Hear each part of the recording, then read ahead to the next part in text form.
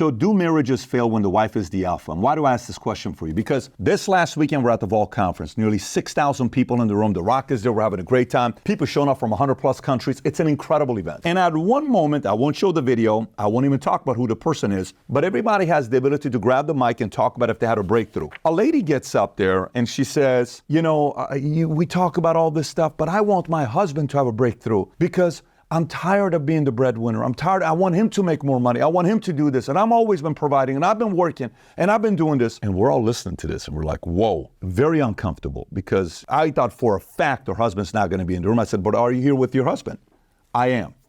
I said, does your husband have your permission to speak? Everybody kind of looks at her. And I said, here's all I'll say. I'll give you 5 seconds, sir. I don't know who he is because I don't know where he's sitting. And she kind of looks to her left, but I don't know where it's sitting because they're pointing. I said, I'll give you 5 seconds if you want to speak. If not, I'm going to move on because I don't want to put you on the spotlight. I go 1, 2, 3, 4, 5. He doesn't stand up. I said, no problem. Marriage is hard. It's not easy. Do your thing. We'll move on. And the next, topic of discussion, I said, if you guys want to open up the next day and talk about it, we'll be here. If you don't, totally get it as well. Next day, they don't come to the mic. Everybody was waiting for it. Everybody knew. Nothing happens. We continue.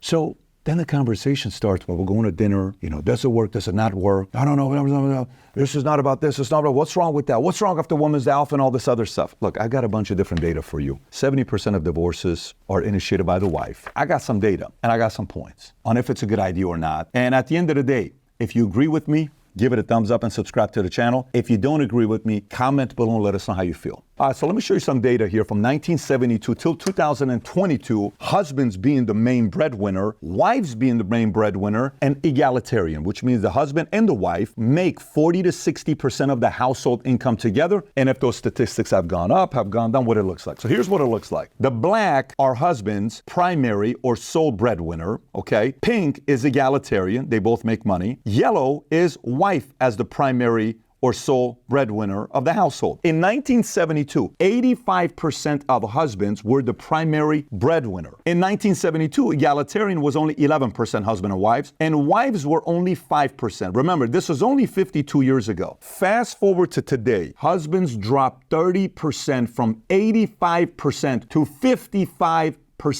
They lost 30%. That's a lot right there, right? Egalitarian went from 11% to 29%. That means a third of marriages, both the husband and the wife makes the same amount of money, but the wives went from 5% to 18%, nearly 4x, making more money than the husbands do as the main breadwinner. Somebody may say, what's wrong with that? We want equality. We want this. We want that. Now, according to Forbes Advisor, these are the reasons why people get married and also different reasons why people get divorced. Marriage, number 1. Financial security, 42%. Then it's companionship. Then love, formal act of making a commitment to start a family, convenience, medical insurance, legal reasons, societal or family pressures. Now, these are the reasons and factors why there's a divorce. Lack of family support, infidelity, lack of compatibility, lack of intimacy, too much conflict or arguing, financial stress, lack of commitment, parenting differences, marrying too young, opposing values or morals, substance abuse, domestic violence, and last but not least, pursuing different lifestyles. So ladies, you may want to do woosah or earmuffs if you don't want to watch it or skip the video because you're going to get pissed off. I'm going to read you a letter.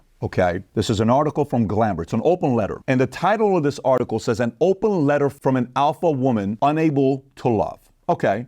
So you read this article. This is written by a lady named Suzanne Venker, who wrote a book called The Alpha Female's Guide to Men and Marriage, is what she talks about. So the writer of this article, Elizabeth Logan, wrote this 7 years ago. I'll read you the second paragraph. She says, Venker's thesis is that marriages don't work when one partner, namely the woman, is demanding, unyielding, and unable to be pleased by anything the other partner does. And sure, don't be an asshole to your spouse. Might seem like a basic tenet of marriage, but Venker explains this is actually a big problem with our current generation that needs to be addressed right now. Why? Because women, having been groomed to be leaders rather than to be wives, those leadership qualities like being bossy, demanding, which will definitely help you to get ahead in the office, are apparently antithetical to the 3 things that Venker says makes a good marriage: respect, compromise, and sex. But of course, you might be thinking, wait, it's totally possible for a woman to be both a leader and a wife, but please trust Ms. Venker when she says it's absolutely not. This attitude of leadership may get women ahead at work, says Venker, but when it comes to love, it will land them in a ditch. Don't ask what the hell attitude of leadership is supposed to mean. Just go with her on this one. Work skills are the opposite of love skills, okay? The more you work, the less you love. Got it? Why did I think it was a good idea to bring a cover letter and resume on a date? Why do I pester every boyfriend with weekly timesheets and ask to be reimbursed for all expenses incurred on the job? All right, because I'm a workaholic monster. Now watch this. She continues, okay? Venker says every relationship requires a masculine and a feminine energy to thrive. If women want to find peace with men, they must find their feminine. That is where their real power lies. Being feminine isn't about being beautiful or svelte, or even about wearing high heels, although those things are nice. Being feminine is a state of mind. It's an attitude. She continues, in essence, being feminine means being nice, writes Venker. Niceness by women is the key to the healthy relationships that women are solely in charge of maintaining. In case you're not fully convinced of the wisdom of the radical be nice doctrine, Venker has sources. She quotes quite seriously a man named Chuck who once commented on her website, a strong woman is awesome, but she must be inviting and be able to mesh into an actual relationship. Needing to dominate and overpower, that is a no-go. Venker also quotes Jackie Kennedy. There are two kinds of women, those who want power in the world and those who want power in bed. So look, if you want to read the rest of the open letter, you can find it and go through it. But when you talk about egalitarian, husband and wife make about the same amount of money, 40 to 60% of the income, or wife's the breadwinner. If the wife's the breadwinner, you guys choose to have kids. Here's an article from Fortune. Most married women still carrying a heavier burden at home. So paid work, husbands more than wife. Leisure, husbands more than wife. Caregiving, look at wives, more than husbands. Housework, more than husbands. So what happens if you're like, hey, I went to school, I'm going to beat my husband, I'm going to make more money than him, I'm going to do this, I'm going to do that. All right. And you're like, well, my kids are still expecting me to be a mother. And a mother has a burden. They don't want to be an average mother. They want to be a good mother. They want to deliver. Great. And you still are expected to be a wife. It's a lot of work. And you still are expected to be a sister. It's a lot of work. Sisters like to be good sisters, right? You still are expected to be a good daughter. Girls want to be good for their mom and dad as well. It's a different kind of a burden a girl has than a son has, right? And then you have your own things you want to do. Taking care of your health, taking care of yourself. So imagine you're like, I've bought into this concept of beating men. I'm same as you. Equality, feminism. Yes, I can kick your ass and I'm making more money than my brother, than my husband, than my cousin. I'm freaking burned out. I don't want this, but I don't respect the man I marry because now officially I'm the husband, she's a wife. I don't want to be married to a wife. I want to be married to a husband. You indirectly have taken that away from him. Now somebody said, well, this is on the man. Yes, I don't disagree. This is why I recommend men reading the book No More Mr. Nice Guy. It's a tough book, by the way, when you read it. You're going to be challenged a lot, right? But somebody looks at it and say, yeah, I don't know, man. I kind of want my husband to be the husband. And normally that transition of going like this, it's so big because he's been like that to you, gradually going like this. And now you want me to change overnight? Oof, tough to do. Right? And that's exactly what happened at this event. Another lady got up and says, I'm on my second marriage. First marriage was 10 years. Second marriage was 10 years as well. It's probably not going to be working out.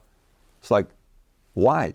Maybe if that's what you're solving for, just money, totally get it. But if it's more than that, it's tough to do. Watch this article here. A couple things on marriage.com. Why this doesn't work out. Wives playing the mother. The wife starts treating her husband like a child. So if the boss babe is making all this money, look at your husband as your son. And you look at your husband and say, you don't respect your son. You didn't marry a man to be your son. You married a man to be your man. You don't look at him like that anymore. It's your son. Hey, clean up. Why don't you do this? Why don't you do that? You talk to your husband like that? You don't respect your husband if you talk like that, right? Compare him to other men. You know what other men do? You know, emotional manipulation, the aggression, all these other things that's going on, other interests, fighting, comparison, neglecting, and then, you don't do as much as I do. Do you understand what I do for this man? Do you know what I'm saying? Finally, the man is like, dude, listen, man, I can't do this anymore.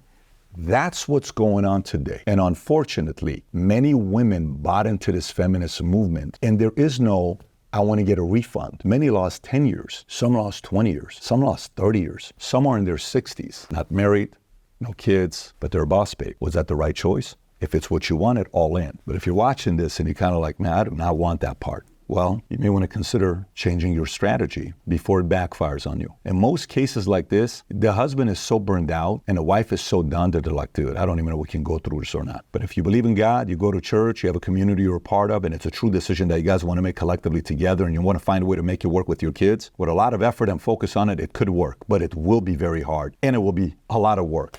But for some of you that are maybe single, not married yet, you can always, they say wisdom is when you can borrow from other people's experiences to learn from them. This is an opportunity to be wise, not just smart. Again, ladies, before you come and slash my tires, how dare you make a video like this and make my husband and I argue? Fellas, I'm also talking to you. Why did you let this happen to you? Huh? Who told you this was the right thing to do? Did the mob screaming off the top of their lungs convince you and close you that you need to be this feminine husband? Is that what they did to you? Well, listen, you're also part of the problem. I'm not sitting here going after women. It's 50-50. Both of you bought into this nonsensical type of idea. And now you're realizing it's not an idea I wanted to buy into, okay? So if you got value and you agree with this video, give it a thumbs up and subscribe to the channel. I don't think it's going to be many of you. But if you're like, screw you, Pat, comment below. I'm going to read all your comments to see what you really have to say. I'll pay attention to your comments. Okay, so if you enjoyed this video, I got another one. You're going to love the title of this next one. You ready for this one? The title of this next one is Why Men Live Harder Lives Than Women. Oh my God, I'm sure the title just fired you up. Go watch the video and either get a little bit more insight or get pissed off. Whichever kind of a person you are, go enjoy the video. Take care, everybody. Love you. Bye-bye, bye-bye.